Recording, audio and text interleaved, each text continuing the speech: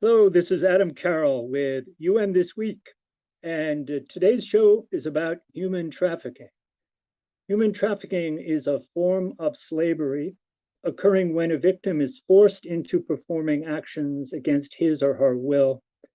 Human trafficking may include sex trafficking or labor trafficking, or even extend to organ harvesting.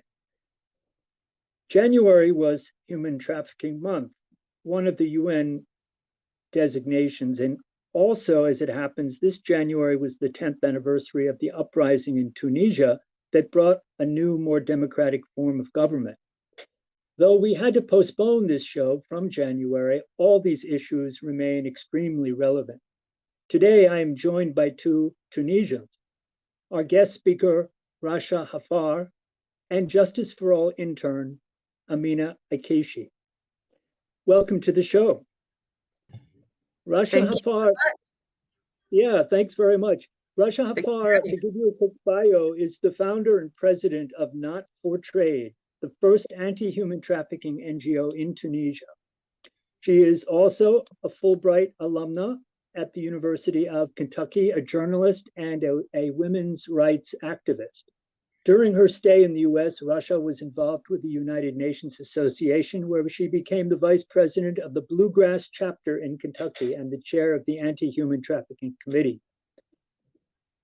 Besides being a Fulbright scholar, Racha Haffar has also published her master's research on the developments of trafficking in women in post-revolution Tunisia in the Journal of Modern Slavery in the USA. She is an African Fellow of the Obama Leaders Program and a volunteer advisor on youth and gender to UN Women. She has advised UN Women through the Gender Innovation Agora and the UN Women Beijing Plus 25 Global Youth Task Force on their engagement in the generation equality process.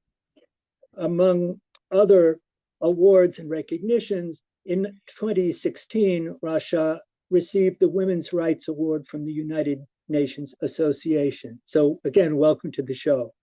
Thank you so Sister Amina Akishi is our intern and a sociology student based in Istanbul and is calling us from there. Welcome, Sister Amina. Thank you so much. I guess I'll jump in with the first question and just ask you, Sister Racha, how you came to this work. All right, I'll dig in. It's a long story, but I want to get it out there. So thank you so much for having me here today. It's such an honor. So my name is Racha Haffar, and I'm an anti-human trafficking activist from Tunisia. And my journey in combating trafficking started back when I was 18. You see, I was born and raised in Dubai, and after graduating from secondary school, I moved back to Tunisia to study in college. However, I didn't speak any French, which was the official language of teaching in Tunisian universities. So I felt excluded, and I started looking for alternatives abroad. So I managed to get a scholarship to study in England. But to survive there, I needed an extra job to get extra money so that I can pay for my own expenses. So what work was I going to be doing at the age of 18, My only options were babysitting or, working as an au pair, which sounded like the answer back then. And that was when I put my CV online and started receiving so many offers from potential families who they offered me all the same high pay, holidays, great benefits. They all make it sound like it's glamorous. But then when I asked them to Skype with me to see who these families are and who are the kids I will be taking care of, where am I going to be living, none of them actually accepted. And they all had the same language where they said they were super busy and the lawyers will be taking care of all the paperwork and they just want me to come as soon as possible. So when I insisted on one of them, they shared with me one of those standard photos that you get when you buy a frame in any grocery store, and it had like measurements on it. So when I saw that, I felt something was wrong. It looked like a red flag. So I instantly researched babysitting and au pair jobs in Europe. And I realized that's how girls are trafficked into sexual exploitation and domestic slavery. You know, they just take you up there and they know your address because they ask you for it, because it's part of the legal process of processing your documents. So when you get there, they just take your documents and they tell you know where your family is. But luckily I felt something was wrong, so I didn't go. And then years passed. I stayed in Tunisia. I studied in the universities. And I totally forgot about the idea and the whole incident that happened. And one day I was doing my master's research in Italy, and I met a Nigerian survivor who was actually trafficked the same way I was going to be trafficked. So when I heard her story, I realized, I could have been a victim, but I wasn't, because I was privileged to have, I don't know, access to the internet, to have research, to have someone who actually advised me and told me this might be sketchy or wrong. So that moment was like a transformative moment in my life. I realized that I wanted to dedicate my life to combat this crime and to raise awareness among girls and women, to protect them from becoming victims and prevent that, because it's super easy for any person to be trafficked. So yeah, that's how the story started. Yeah, I remember many years ago being in Cairo, and at my hostel where I was staying, there were, I don't know, a lot of young men, maybe 30, 40, and they had been trafficked and not paid, brought there, worked, and then not paid and left high and dry. And they were waiting for their consulate or their embassy to help, but they'd been there for weeks and weeks. And Mhm. so, I mean, that was the first time I saw that kind of thing. So, of course, men can be trafficked, but women, women's trafficking, whether it's labor or sexual, I mean, can you give us an overview of how widespread that is as a problem? So trafficking in women it constitutes 70% of the majority of like the numbers of trafficking victims. Mm, Um, and that could be anything into sexual exploitation, into labor exploitation, into a mix of labor and sexual. For example, some of the women who are trafficked into domestic slavery, they find themselves being exploited sexually and at the same time in labor. There's also so many different forms that can fall under that, whether we talk about women who are forced to, for example, rent their wombs for surrogacy. They're forced into that. Child marriage, forced marriage. These are all different types of trafficking that we can see in different places. And of course, it's all affected by different factors and root causes and social norms that encourage such behaviors where it's seen as a normal thing. And that's what's scary about it, is that there's a huge lack of awareness among so many different communities. So that's why like one of my priorities is to educate people, is to raise awareness, is to ensure that even though the root causes are there, we can still prevent people from becoming so vulnerable to being trafficked and mm, exploited in such manner. mm. I also remember being in Macedonia and the young men there, from nice families, nice people, really, but there were so many women trafficked from other countries, also, especially the former Soviet Union, Mhm. and they would go, and this was just something they accepted, and so it's interesting what gets normalized. So you've organized or founded several initiatives and programs, including Youth Against Slavery movement. I was Mhm. wondering if you'd tell us, how you went from being, woken up by this issue to actually founding these organizations. So after that moment, back in 2014, I was still in school. So, that's when I embarked on my mission in fighting against this issue, and I decided it's going to be my life's mission.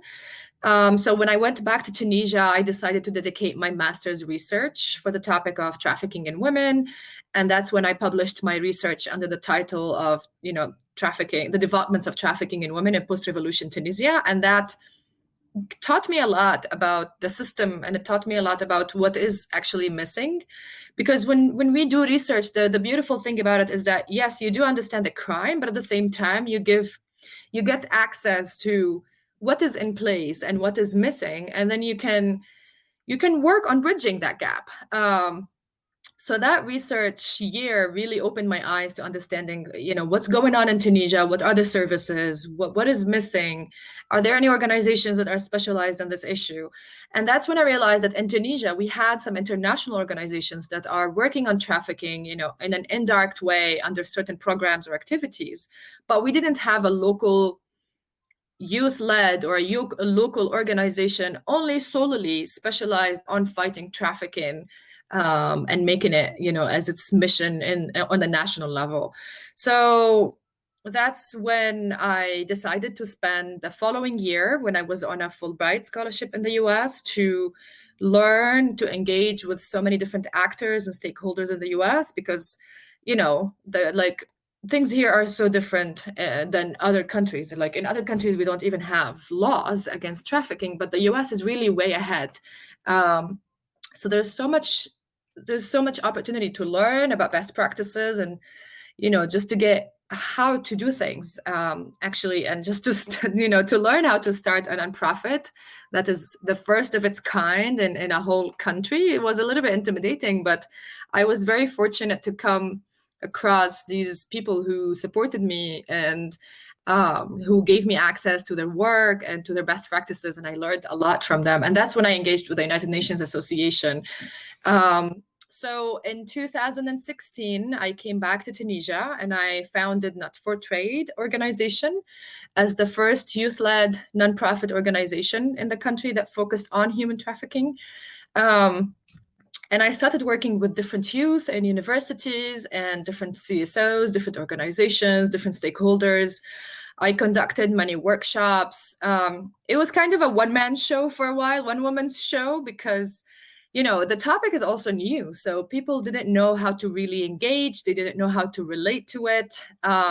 It seemed very dark and very consuming and kind of traumatic. So it wasn't easy to even build a team and to have people to support me. So for a couple of years, I was working all alone, creating materials, creating workshops. I went all around the country, connected with different grassroots organizations, trained them on how to connect their work to human trafficking, how to identify victims, what to do if they identify a victim, and how to work together, basically, in a multi-stakeholder approach. And I also worked with the media because, with my journalistic background, I saw the big potential media has in either exacerbating the crime or in hindering it. And in Tunisia back then, the situation with the media was not really good, because a lot of the media outlets were just looking for the buzz. They were just looking for the big story that they can highlight. And they didn't really have a deep understanding of what a victim-centered approach could look like. How can they have the buzz, but at the same time protect the victim from being re-victimized by themselves, by the victim themselves, or by the media. So I saw so many horrific stories, where the media would portray the information, the name, the face, the address of the victim, and then that victim has to deal with the re-victimization that comes as a repercussion from that. So I took it as a responsibility, and I developed a training material that I delivered to the written media and the radio media in Tunisia. And it was really successful. I had really great feedback where I heard from them that, that was something that was really needed. So I continued to do that. And then the more I traveled, the more I interacted with more people, my concerns grew that, this is not just an issue in Tunisia, and and the absence of youth was also very concerning because I'm a youth activist, and when I started I was way younger. I was 24, and I faced a lot of tokenism, a lot of disrespect. I wasn't really supported by the different stakeholders that I looked up to, when it comes to the different UN agencies, to even the government. You would think they would support you, but that wasn't the case. So the more I traveled, the more I realized youth were tokenized as leaders, and at the same time, they were not engaged in the conversation around human trafficking. And that scared me because the more I traveled around Africa specifically, I would come across youth, for example, when I go talk at an event, and they would come tell me, Russia, I just heard you speaking, and I realized I actually have come across a victim, but I didn't know it was a victim. And that to me was a big red flag of how much lack of awareness we have in so many different parts of the world. So I understood that that's something I should take more into, I should work more on it. And that's how I came to starting the Youth Against Slavery movement. I realized that youth, constitutes half of the world population, but their voice is missing, and they are one of the most, vulnerable communities around the world. So that's what we're trying to do now with the Youth Against Slavery movement, is to engage youth and empower them to co-lead on this crime. No, that sounds really compelling. Sister Amina, did you want to jump in? Yeah, thank you so much for sharing your insights and ongoing activism. So, what risk factors can you think of that could increase vulnerability to trafficking? And do you think that these are like somehow pertinent to like certain cultures or communities that we think of? And maybe can you just think of risk factors that relate to the particular culture that you belong to? Yeah, sure. So when we talk about risk factors, for me, it translates into root causes, into what is happening in our communities that makes people more vulnerable. And the way we're working with it, and my organization is looking at it from the SDG, the Sustainable Development Goals of the United Nations. And we're working on how can we connect the different SDGs to human trafficking so people can actually understand how that relates to them and how that translates into their day-to-day life.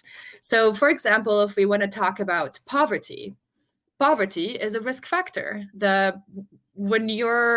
For example, if I take the example of Tunisia, if you get out of the capital, you go to the rural areas, you have 4 kids, and you're poor, you are going to drop your daughter out of school because you would rather have the boy stay, because the boy in the day is going to grow up into a man and he's supposed to be supporting a family.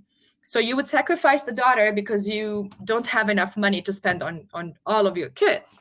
And then that girl would be sold into domestic slavery. She would be sold for as little as $50 to go work for a rich family's house somewhere in the capital or the big cities, and then you sacrificed her future. So poverty here speaks, as a risk factor. If we talk about climate, the more vulnerable our environment is, the more people are going to be affected. The communities that are depending on agriculture, on the land, are going to lose the source of their income, are going to lose the source of their stability, or they're going to lose their land. So they're going to become climate refugees, and that's going to make them more vulnerable to trafficking. If we talk about gender, we all know that the majority of victims are females because you can sell women into sexual exploitation, and there's a bigger demand all around the world. If we talk about discrimination, for example, we see how your skin color can actually make you more vulnerable. If you travel from one country to the other for a job, you can end up being trafficked because people will discriminate against you. There's going to be racism, and you're going to be seen as less powerful, and there's going to be power dynamics at stake. So all these risk factors, of course, we need to talk about socioeconomic factors. education, access to education, allowing girls and boys to understand what human trafficking is from a younger age so that they wouldn't fall into it, educating them so that they would have a bright future instead of growing up and then finding themselves forced into begging in the streets. That's a very big thing we see all around Africa. Even armed kids, like children in armed conflicts. If we work on these root causes, we can save this world so much pain from slavery.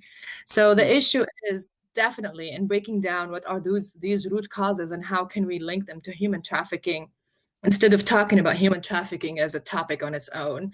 And societal norms definitely push that. I mean, in Tunisia, people used to think it's okay to have a child begging in the streets and to have a child working to support his family by going around and selling tissues or jasmine flowers. That's not okay. That's child trafficking. But societal norms make it okay because people will say, so what would that child do? What would that parent do? Come on, there's so many things we can do, at least protect the integrity of that child. So we do need to talk about these factors. And thank you so much for the question. I really love it. I think it's very important. I wanted to add to that question about criminalizing victims. I mean, we have, of course, in the past, some of our literature, Charles Dickens, lots of tales of exploited children and selling things in the street. And that, I think, as a social reformer, Charles Dickens was trying to raise awareness, as you are. Now, I don't know who in the cultural world is trying to raise awareness in this way, but thinking about the way governments respond to this issue, do you find that many of them prefer to just use law enforcement and round people up and deport them, or do you find here and there a more sophisticated approach? So first of all, when you say deport them, you're talking about transnational and cross-border trafficking. But we all know that trafficking can happen nationally within the borders and transnationally. So yes, some countries definitely would take the route of, criminalization. But at the same time, we also see that a lot of countries are failing behind in even ratifying the minimum international, law standards. A lot of the countries haven't ratified the Palermo Protocol, and even if they have ratified it, they haven't put in place national mechanisms. So after you ratified international law, you need to create your own national law that translates that international law into language that goes with your context. So that's what we see, is that there's a lack of legal frameworks that can translate into protection, that can translate into rescue, that can translate into prevention and awareness. So I do think that there's still a huge lack. And of course, even if these countries have certain laws, let's say, for example, I will take the example of Tunisia because I work there a lot. So Tunisia passed the national law against trafficking back in 2016. And up until today, we still see that there are certain law enforcement officers, judges, and others who don't even know that Tunisia passed that law, who don't know how to use that law into their, how to translate it into their daily work.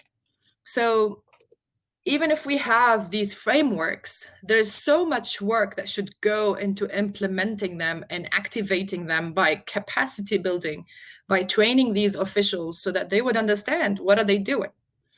I hope that answered your question. Yeah. And one more question, and then I'll let Amina get another question in. As far as norms, cultural norms, there's also religious traditions as part of that. And speaking about the Muslim world, we have a lot of Muslim viewers of this program. How would you assess the response of clergy, of imams, of religious associations? Are they learning to deal with this issue in a compassionate way? I think we should do more work in that regard.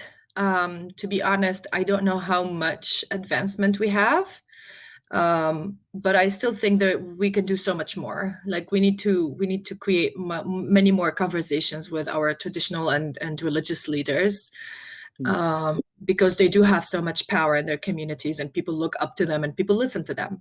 So I do believe we need to do much more work. But cultural norms do have a huge, factor. I mean, the least to talk about is, child marriage, forced marriage. These are all cultural heritage stuff.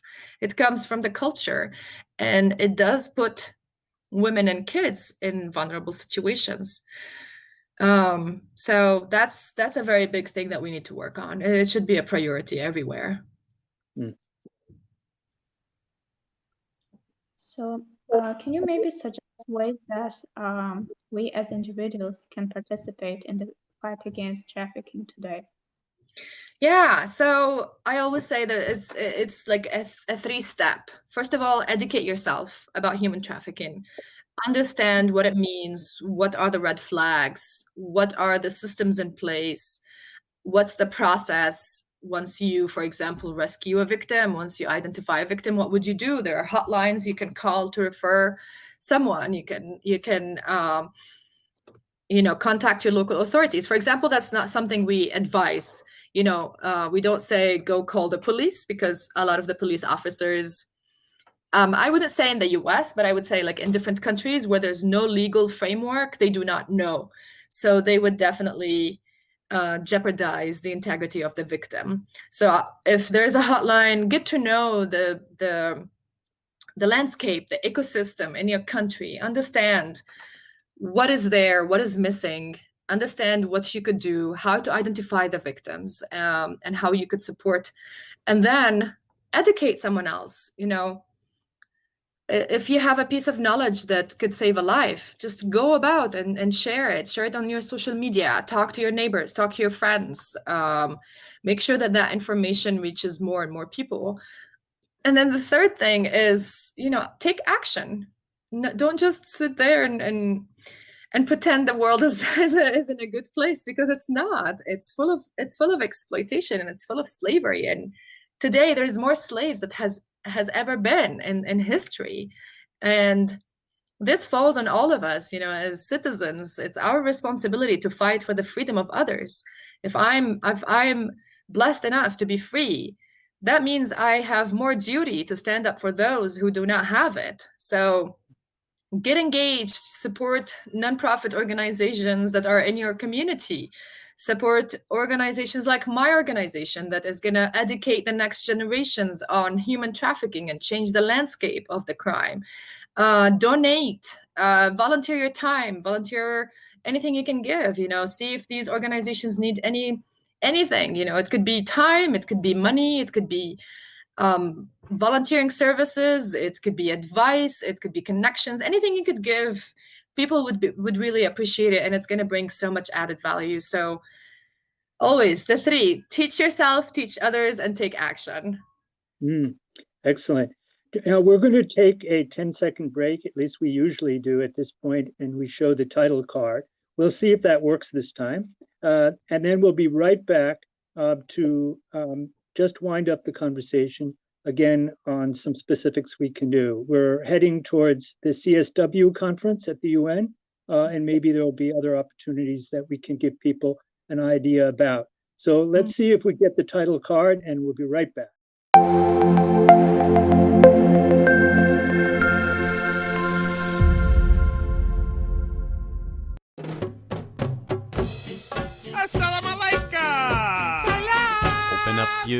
Assalamu alaikum everyone, it's your brother Zain Bika from South Africa. One of the first educational programs ever produced for Muslim children was the ever popular Adem's World series. The colorful and comical Muslim puppets stole the heart of a generation. Sound Vision will be releasing brand new episodes of Adem's World with the launch of a Adem's World app.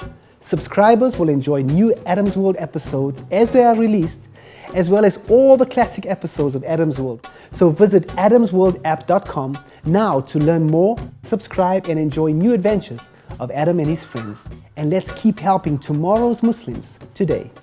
Assalamu alaikum. Adem's world.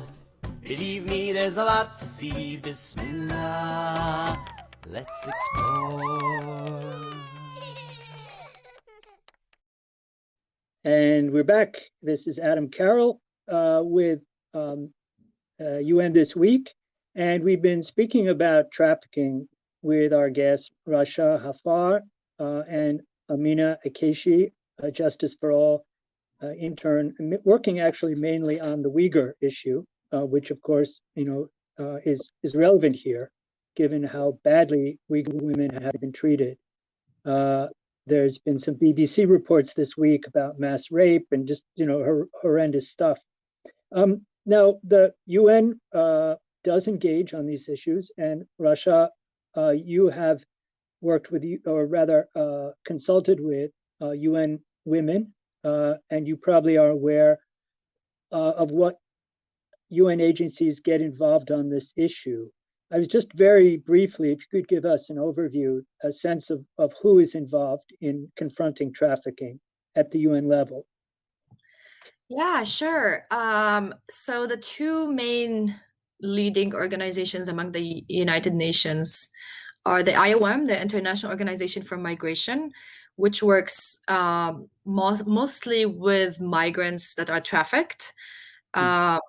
And they support a lot of repatriation efforts. So if they identify the victims, in a destination country, they support their return if it's a voluntary return and they want to go back home. So they facilitate that and they pay for it, which is fantastic. And it's been such a tremendous support to so many victims.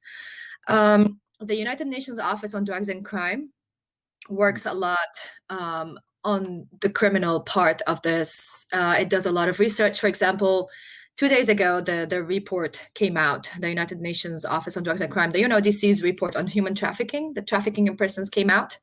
I think it maps out 3 years, and they collect data from 100, I think it was 140 countries. They collected data about the victims that were rescued and the court cases.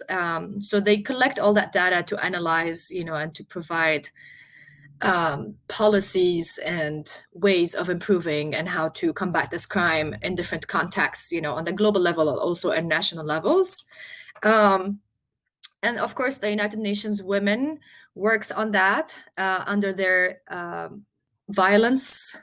What is it called? The Violence Against Women Department. So they work on trafficking in partnership with the OSCE in Europe. They work on reports, they work on surveys, and they do so much more.